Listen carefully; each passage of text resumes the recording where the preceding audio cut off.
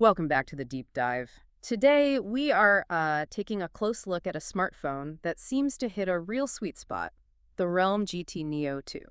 Yeah, our sources keep coming back to this idea of balance, an excellent balance between power, design, and, well, practicality. And that's really our mission here, isn't it? To unpack how Realme managed this, how they delivered what feels like a flagship experience in some key ways. Right, like the screen and the performance, Yeah.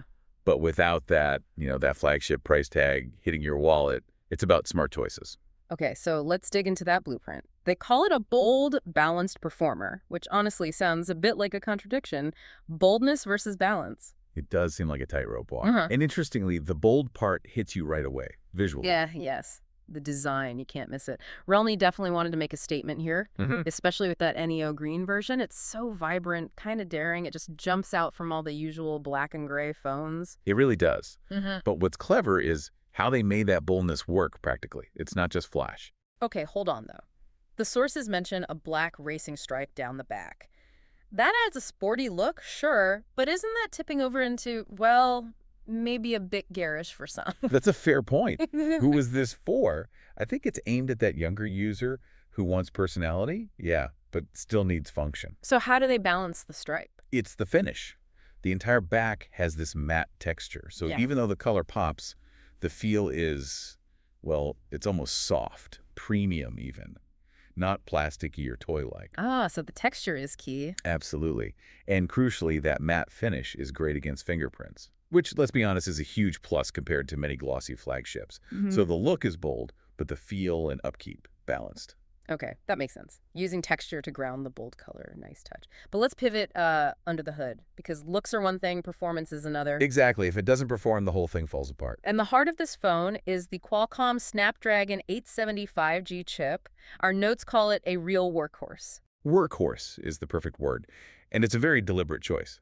See, the A70 isn't Qualcomm's absolute fastest chip ever. Right, that'd be the 888 or newer ones. Exactly. But the 870 is famous for being incredibly well optimized. It gives you maybe 90–95% of that peak speed, but critically, it runs much cooler and uses less power. So they chose sustained performance over just hitting the highest benchmark score for a few seconds. Precisely. For you, holding the phone, maybe gaming or watching videos for a while, that means less heat, less throttling.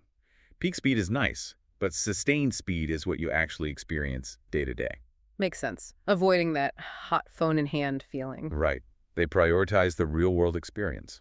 Better thermals, better battery life, instead of chasing numbers that might lead to a throttled device pretty quickly. And they backed it up with plenty of memory and storage, too, didn't they? Oh, yeah.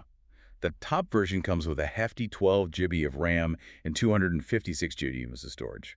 That's not just for today's multitasking. Future-proofing it a bit. Definitely. You can throw a lot at it, video editing, lots of browser tabs, maybe some research tools, and it just keeps juggling them without, needing to reload apps constantly. And we've got proof it delivers, right?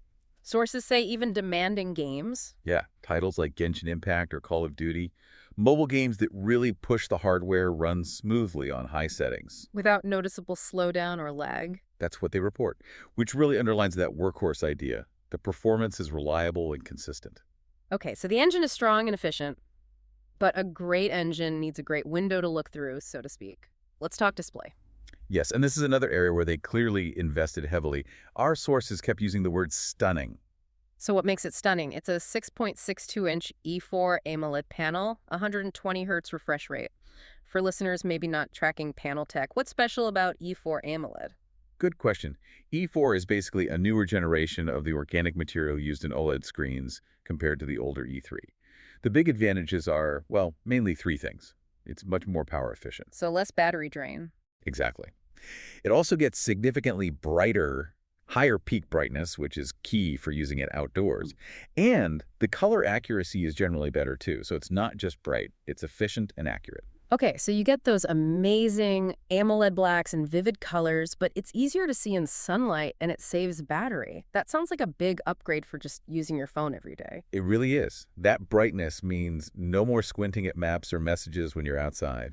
And then you add the 120 Hz refresh rate on top of that. Which makes everything feel smoother. Oh, incredibly smooth. Scrolling feeds, browsing websites, even just opening and closing apps. Animation is just glide. It makes using the phone feel really fluid, really premium. less friction. I remember older phones where you kind of had to choose high refresh rate or decent battery life. Seems like the combo of the efficient 870 chip and this E4 panel lets you have both. That's the synergy, exactly. You can likely just leave 120 Hz on all the time without constantly worrying about the battery. That display quality is a major reason this phone feels like it punches above its weight. All right, let's shift to maybe the most practical aspect, battery and charging. Because a great screen and chip don't matter if the phone's always dead. True.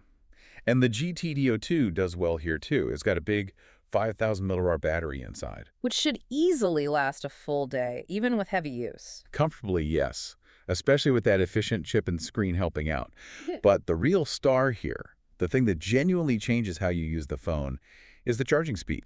Ah, the 65W SuperDart charging. Exactly.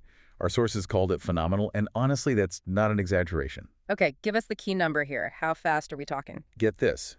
You can go from almost empty, like maybe 5%, all the way up to 100% in about 35 minutes. Wow, 35 minutes for a full charge on a 5,000 mAh battery. It's kind of mind-blowing when you compare it to older phones, or even some current ones that might take 2 hours or more. That completely changes your charging habits. Totally. Forget plugging it in overnight, which isn't always the best for long-term battery health anyway. You could wake up, see you're low, plug it in while you make coffee. And 15 minutes later, you've got enough charge for hours. Easily. Enough for most of the day, probably. It just removes that whole charge anxiety thing. It feels incredibly modern and, well, efficient in a different way. That is a killer feature, no doubt. Okay, so we've covered the bold design, the workhorse engine, the stunning display, and the super fast charging. What about the cameras? This is often where mid-range phones make compromises. And that's pretty much the case here. The sources agree the triple lens system delivers solid results, but they're clear. It's not quite at flagship level. So this is where the balance involved a trade-off. Seems like it. Realme likely decided that putting the money into that brilliant screen and the super fast charging was a better bet for their target audience than investing heavily in, say, a top-tier camera sensor that would drive up the cost significantly. Makes sense. So what does solid actually mean in terms of photos? Well, the main camera is 64 megapixels. In good light, it takes really nice shots. Crisp, detailed, good natural colors, balanced exposure. For everyday stuff, posting on social media, grabbing snapshots, it's perfectly capable. So reliable for most situations. Yeah, for probably 90% of what people shoot, the software does a decent job maximizing what the sensor can do. And the other lens, the ultra-wide and macro. The ultra-wide is okay for landscapes and daylight. Yeah. It's that wider view. But like many mid-range ultra-wides, the quality drops off noticeably when the light gets low. You start seeing more noise. Pretty standard trade-off there. And the macro lens. Well, it's there. It lets you get close, but the resolution's pretty low, so it feels more like a fun extra than something you'd use seriously. It's kind of a novelty. What about selfies? Selfies are actually quite good. Sharp, vibrant. Again, perfect for social media, which seems to be a focus.